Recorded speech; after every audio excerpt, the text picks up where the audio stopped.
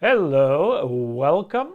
I have a question for you before we get started. And the question is this: do you think you're a slave? Are you a slave? Now, I know some of us might say, yeah, maybe I smoke, maybe I drink too much, or, we have our little addictions in life. I'm not talking about that.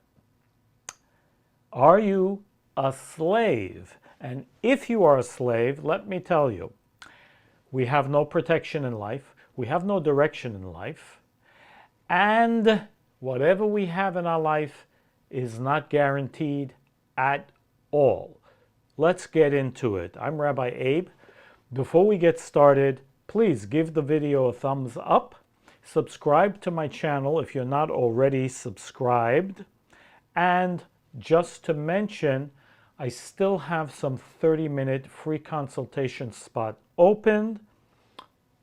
Go to rabbieabe.com and you can schedule one. All right, let's go there. So in the section of Exodus, chapter 21 is a very strange section of the Bible. And it talks about slavery. If you own a slave or if you buy a slave and he serves for you 6 years, in the 7th year he'll go free. But if he wants to stay with you, then there's some other rules. You have to put his ear on the door and put an awl through his ear. Very, very strange stuff. And what the ancients explained is this whole notion of slavery was meant for an individual who may have stolen something and he wasn't able to pay for what he stole, so he would become a slave of the one he stole from, and in that way he could repay his debt. And there's a lot of ink that the Bible spends on this. The strangest thing is that according to other scriptures, Midrash, and the ancient books of the Kabbalah, this never happened, not even once. It never happened that, this whole notion of a slavery because someone stole and this is the way you'll repay your debt. Not in biblical times. So, what was it written for? In other words, God allegedly dictated the Old Testament to Moses. Moses wrote it down. Moses was the scribe. What was it for? So here we have a very crucial, and I think it might be one of the most important ideas of consciousness that we need if we want to get anywhere spiritually, because this is likely the reason of most of spiritual work and spiritual tools to get us to this understanding is what it's for. So what is this all about? This notion of stealing. Now, just to have a little bit of background, we always need to set the frame, otherwise, it won't necessarily make all the sense to jump right in. We know that spiritually speaking, each one of us comes here already with a prior plan, a destiny. In fact, it says every year it is already decided in the spiritual world how much money we will make, what relationships we'll have, family, children, other relationships, husband, wife, and life expectancy and everything that surrounds this idea of life, longevity, health, illness, and so on. It's already there. in the seed level, that means in the 99% level dimension, the spiritual world, it's already there. It's provided for us. We don't necessarily have anything to do with it, but it's coming to us from the light of the Creator. So the godly force provides. Now, we understand we can make it less through negative activity. We're not going into that right now. That's, of course, significant, right? I may have been given $1 million this year in energy, but through maybe some negative activity or short circuits, I can make that less. I can reduce the amount. Maybe I reduced it to 10,000, right? We don't know. But the universe is the provider of everything. Now, in a sense, we have control or we don't have control, but what this idea is about, this notion of slavery is about, if we understand it thoroughly and practice it, we will, in fact, take control over everything in our life. Of course, if we're perfect at it. And if we're not perfect at it, we can certainly improve our life. How much? Depends. 10%? 40%? 80%? It depends how much we understand this and take it in and practice it. What is it? The ancient Kabbalists explain that this whole idea of slavery or repaying a debt by going into slavery, by submitting oneself into slavery, which in biblical times never happened. I mean, why would the Creator write something that never happened? I mean, of what good is it? Because the secret here is not about what it appears to be. What it's speaking about is ownership. Ownership. Now, I'll explain that, but just to be aware, this principle is responsible for just about everything. Our happiness or not, even our health or not, where we are in life or not. Let's think about this for a moment. Any form of lack in our life that we perceive is because we didn't get something or someone took something away from us. In our interrelationships with people, why would we be upset with someone? Think about it. Because they took something away from us. Well, it doesn't have to be materially. They insulted me. I had expectations. Okay? They were not met. I'm upset. They insulted me. What did they take away from me? My honor, my respect. So in all of our interactions, when we feel something has been taken away, it affects us. Now, think about it. Is there anything that we have in our life that can't be taken away at any given moment? If a person has money, is that money, does it belong to them and it can never be taken away? I don't say that everyone who has any amount of money must lose it, but on the other hand, it's certainly not guaranteed that whatever we have, including our health, including our life, including our relationship, what's the guarantee that it's going to last? Or what's the guarantee that it's going to keep, going well? No guarantees, right? Well, maybe there is. Maybe there is.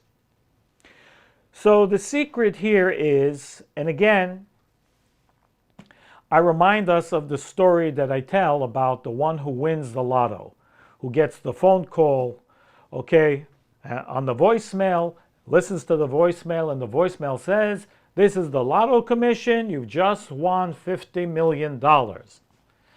And wow! And it's amazing. You already begin to spend it and think of all the things you're going to do. Unfortunately, a couple of hours later, you get a call and they said, "You know the message we left you? Well, we were so sorry. We made a mistake." Now, for the most part, most people will be devastated at having thought that they won $50 million and now you took it away from me. Fool, you didn't have anything 2 hours ago. 2 hours later, you still have nothing. Why are you upset? And the answer is one word: ownership. You took ownership over that money. Now, we won't get into the other ramifications, spiritual ramifications that we call bread of shame and so on and so forth, but this definitely plays a part. It's a silent part here in this scenario, because the moment we take ownership over something, anything, the moment we take ownership over a relationship, the moment we take ownership over our money, the moment we take ownership over our health, over any relationship, do you know it's the first step to losing it? And all the things like losing appreciation, like taking for granted, whatever it is, all those things kick into play. Why? Because the answer is we can never own anything. Period. We can never own anything. Why is that? First of all, I mean, there are a number of reasons, but first of all, anything that we have, we, according to the ancient sages, we cannot have possibly earned. We can't. Now, again, there's so many variables here, but, could be one person digs ditches every day for $500 a week. We could say that this individual is definitely earning his money. And there's another individual who may not be working as hard at all and making $25,000 a week. And he's sitting in a chair. So is there a constant to measure, how much work and how much effort? There really is not. I mean, go to Hollywood, you work on a job, like another job, but you happen to be a movie star. And because you're famous, you're making an obscene amount of money. So can we say, well, the person earned it? What is the interpretation of earning? So this is a very, very complex idea, truthfully. But we're not discussing that. The ancients explained that the truth of the matter is energy itself we can never own. Whatever it is, we can never own. Why? Because every form of light, every form of fulfillment is a piece of the Creator's light. It's God's light. If it's beneficence of money, if it's health, if it's the most cherished relationships in your life, whatever they are, that fulfillment is part of the force of the Creator. It's given to us to enjoy. It's given to us to use. It's given to us to benefit from. It's given to us, but not to own. We can never own it. And that is what chapter 21 in Exodus is talking about. It's talking about slavery to the ownership of any energy in our life. Ownership of my relationship, ownership of my money, ownership of my relationship, ownership. Again, we can never own anything, period. And again, the moment we do, we're already on the pathway of losing its benefit, losing the beneficence of that thing. And I'll give you three different forms of negativity that the Kabbalists explain that occur, there are more, but that occur as a result of us thinking that we own the energy that we've been given to enjoy and have pleasure from. Again, it's given to us to enjoy, to have pleasure from, to use, to benefit from. But again, the moment you think you own it, you begin to lose it. Why? So the first thing they explain is, there's a relationship that we have with the spiritual force of the Creator and us. So without getting into all the more complicated details, the ideal relationship that we can have with the Creator force, it's called face to face. It's a little bit like the sun and the moon. When the sun and the moon are face to face, the moon shines fully and completely. But if the moon is back to back or slightly, we understand the earth is in the way, right? Then it's only partially illuminated to whatever degree, depending on what day of the month it is. Back to back is a complete disconnect. So back to back with the Creator's light is a complete disconnect. And that's when I lose it completely. I lose the connection to what I have completely. So even I may still have it, or I just may physically lose it, or I may have it, but I have no energy from that thing. And it becomes a disaster, which explains why, why so many couples get divorced, why we may lose money, why we may lose whatever it is that we lose on a spiritual level. It's only this reason. It's not many reasons. Yes, the other physical reasons, yes, they come afterwards, because that's how the physical world plays out the spiritual world. But in the spiritual level, on the energy level, cosmic level, it is because we have reached a situation of back to back, or partially, or fully.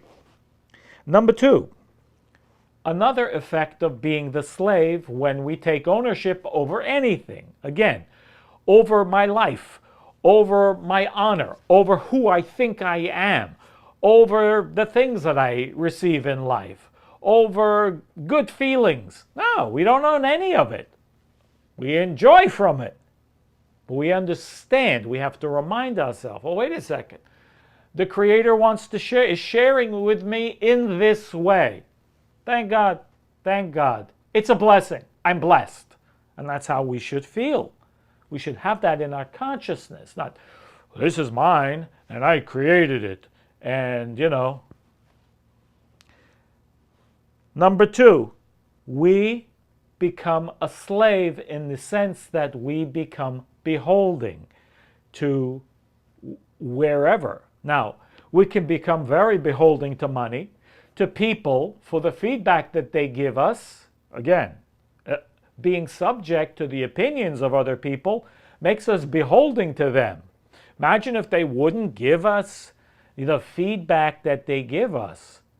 We might be upset, or we might look for more. We might react to it in a way of, well, I need to please them more, right? What is a people pleaser? Someone who is a slave to the energy that they're getting from people responding to them in a certain way.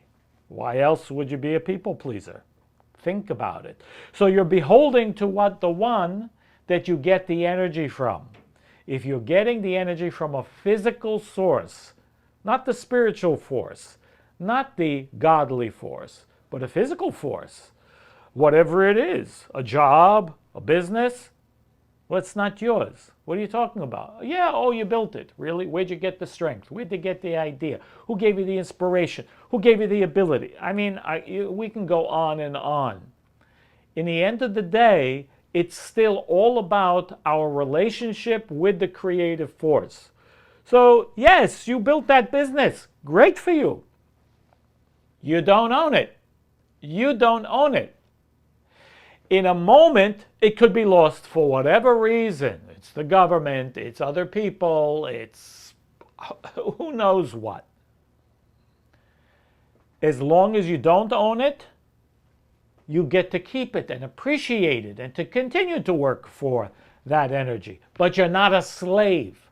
You won't be a slave to your job, to your business, to your boss, to other people's opinions. No. You will be in control of your feelings, your emotions, of your life. Number 3, the Kabbalists explain, when you are in a situation of face-to-face with the Creator light, in which everything is included, you are protected. You have protection in your life. Protection from whatever, it doesn't matter what. Protection from death, protection from illness, protection from, your safety, protection in all levels. Now again, this is assuming what's the percentage of our face-to-face connection. And this is a question that we really need to ask ourselves, because in effect, this is truly the reason of all of our spiritual work, is to come to this consciousness within ourselves. It's not enough just to say it, yeah, okay, I don't own it. I mean, intellectually, it's not enough. It's to really come to a deeper level of understanding and acceptance that, you know what, I live this way, that I know, I understand, I don't own anything. The portion only also speaks about some other ideas which are very much related and connected. It says, don't hate your brother in your heart. Okay? And this can mean anybody. Don't hate anyone. Why? Why would you hate someone? Because they took something away from you, whatever that might be, physical, emotional, spiritual, whatever they did to you, the most terrible thing. You lost something? Well, was it really yours? The only way to release your anger is to come to this conclusion. You can't let go of anger. The only way you can dismantle it, hate and anger, is to understand it never belonged to you to begin with. Your honor never belonged to you to begin with. Your body never. What, did you create your body? For God's sake, really? You certainly didn't create your soul. You definitely didn't create your body. Neither did your parents. They got together. That's what they did. And then what happened? The creative force took over and made you into a human being through the physical process. So again, if we really even just think logically, we didn't do any of these things. How is it that possible that we take ownership? So again, we only hate someone because of whatever it is that we feel they took away from us. And that's why it says, if you don't have any ownership over it, well, okay, this person took this away, he took my money away. I guess I wasn't supposed to have it anymore in this moment. If we really responded this way, it will come from someplace else, it will come back. But we're undergoing a karmic correction, you understand? So again, the result is always in how we respond to the situation determines how it's going to play out. When we react in a bad way, then we get bad results, frankly. That's how it works. It also says, and this is something very interesting, again, just to put it into perspective. If you see, in ancient times, they used to travel by donkey, and the donkey may be carrying a load. So let's say you saw your sworn enemy and his donkey, and the stuff fell off of his donkey. What does it say? You must help him. Yes, you must help your enemy. Don't just leave him like that. Because, we might secretly be happy. Oh, he's my enemy. Look, now he's having a problem. Ha, ha, ha.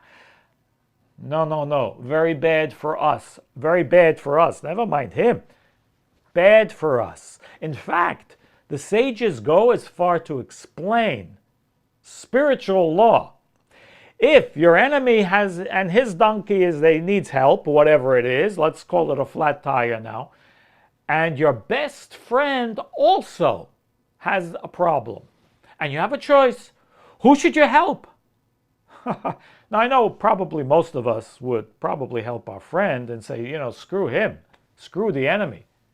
But it says, you know what? No, no, no, no, no. Help your enemy and help your friend second. This just to the degree. This is a deep spiritual work. Okay, deep spiritual work. And along those lines, the third thing that we all may be guilty of, again, very much related, is do not hold a grudge. Don't hold a grudge on anyone.